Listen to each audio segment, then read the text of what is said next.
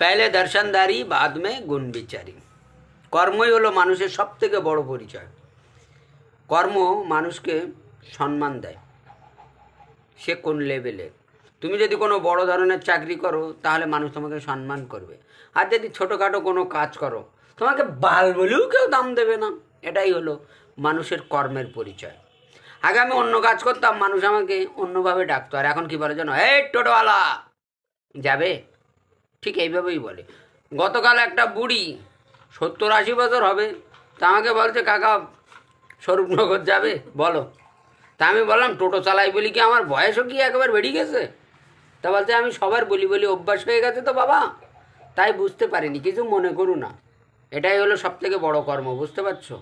তাই বলি যে কাজই করো না কেন, যদি বড় কাজ করতে পারো সম্মান পাবে, আর যদি ছোটো কোনো কাজ করো বাল বলেও কেউ দাম দেবে না। ওকে, ওভার অ্যান্ড আউট, বাই।